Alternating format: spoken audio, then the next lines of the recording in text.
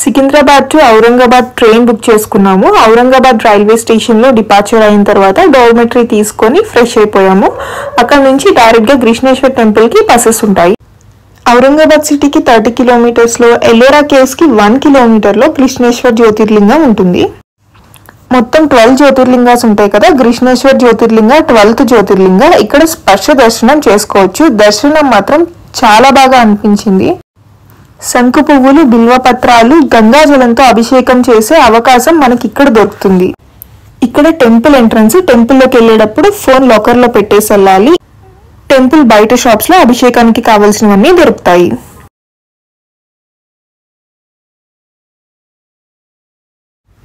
మేము ఔరంగాబాద్కి రిటర్న్ వెళ్ళి అక్కడ నుండి నాసిక్కి డైరెక్ట్గా క్యాబ్ బుక్ చేసుకున్నాము. నాసిక్ టు త్రయంబకేశ్వర్ బస్సెస్ ఫ్రీక్వెంట్గా అవైలబుల్గా ఉంటాయి. నాసిక్ నుండి త్రయంబకేశ్వర్కి 28 కిలోమీటర్స్ ఉంటుంది. త్రయంబకేశ్వర్ ఈజ్ ద 10th జ్యోతిర్లింగం. This is the origin place of river Godavari. మేము ఈవినింగ్ టైంలో వెళ్ళాము. టెంపుల్ అయితే అవుట్ సైడ్ చాలా బాగుంది. దర్శనం కూడా బాగా జరిగింది. వెదర్ కూడా చాలా కూల్గా ఉంది. మేము వెళ్ళినప్పుడు వర్షం పడింది. మేము ఈవినింగ్ టైంలో వెళ్ళాం కాబట్టి స్పర్శ దర్శనం చేసుకోవడానికి వీలు కాలేదు. టెంపుల్ ఆర్కిటెక్చర్ చాలా బాగుంది. Nice weather, nice view. So let's have a click. మాకు ఆ ప్లేస్ని వదిలి రావాలనిపించలేదు, అక్కడే ఉండాలనిపించింది. బట్ షిరిడి వెళ్ళాలి కాబట్టి నాసిక్కి బస్లో రిటర్న్ వచ్చాము. నాసిక్ నుంచి డైరెక్ట్గా షిరిడికి క్యాబ్ బుక్ చేసుకున్నాము. షిరిడి రీచ్ అయ్యేటప్పటికి నైట్ 12 అయింది. నెక్స్ట్ డే ఎర్లీ మార్నింగ్ లేచి టెంపుల్కి స్టార్ట్ అయ్యాము. మాకు దర్శనం 1.5 అవర్లో అయిపోయింది. ఇదంతా టెంపుల్ బయట వ్యూ. ఇక్కడంతా ఎందుకో చాలా బాగా అనిపించింది. కొంచెం టైం స్పెండ్ చేయాలనిపించింది. స్ట్రీట్ షాపింగ్ కూడా చాలా బాగా అనిపించింది. మేము కూడా షాపింగ్ చేసాము. ఇవన్నీ బాబా గారు తిరిగిన ప్లేసెస్ వల్లనో లేదా ఎర్లీ మార్నింగ్ వెదర్ వల్లనో చాలా రిఫ్రెషింగ్గా, చాలా హ్యాపీగా, చాలా మంచిగా అనిపించింది.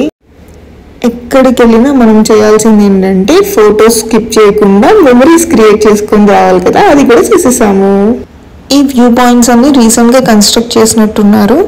నేను ఎప్పుడో లాంగ్ ఏగో వెళ్ళాను, అప్పుడైతే ఇవన్నీ లేవు. షిరిడి నుండి భీమశంకర్ 180 కిలోమీటర్స్ ఉంటుంది. మేము షిరిడి టు మాన్షర్ క్యాబ్ బుక్ చేసుకున్నాము. 120 కిలోమీటర్స్ కవర్ అవుతుంది. క్యాబ్ అతను మాన్షర్లో బైపాస్ దగ్గర డ్రాప్ చేశారు. అక్కడి నుంచి మేము గోడేగావ్కి బస్ తీసుకున్నాము. గోడేగావ్లో ఒక ఆమె మాకు పరిచయం అయింది. తను ఏం చెప్పిందంటే తను శ్రీశైలం అండ్ ఇంకా పెద్ద తిరుపతి బాలాజీ టెంపుల్కి వెళ్ళినప్పుడు మన తెలుగు వాళ్ళు మంచి హాస్పిటాలిటీ ఇచ్చారంట. ఆ కృతజ్ఞత తను ఇప్పుడు తెలుపుకోవాలని చెప్పి మాకు హెల్ప్ చేసింది. మాకు లాంగ్వేజ్ ప్రాబ్లం ఉండింది, ఇంకా ఎలా వెళ్ళాలి అనేది అర్థం కాలేదు.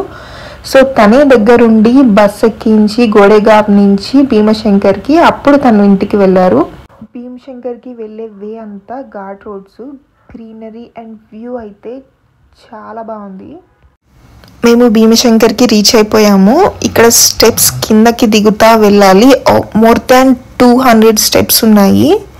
వెళ్ళే దారిలో చాలా కోతులు కనిపించాయి. టెంపుల్కి వెళ్ళే వే అంతా షాపింగ్ కూడా ఉంది. మేము మహారాష్ట్రలో వెళ్ళిన 3 జ్యోతిర్లింగాల దగ్గర త్రిశూలం అయితే పెట్టారు. కరెక్ట్గా గోపురానికి త్రిశూలానికి కలిపి క్యాప్చర్ చేసుకునేలాగా వ్యూ అయితే ఉంది. మనకి ఇక్కడ భీమశంకర్లో కూడా స్పర్శ దర్శనం ఉంది. ఇక్కడ కూడా ప్రశాంతంగా జరిగింది దర్శనం. 3 జ్యోతిర్లింగాల దగ్గర దర్శనం అయితే 1/2 అవర్ లోపే అయిపోయింది. ఎక్కువ రష్ అయితే ఏమీ లేదు, ఫ్రీగానే అయ్యింది, ప్రశాంతంగా.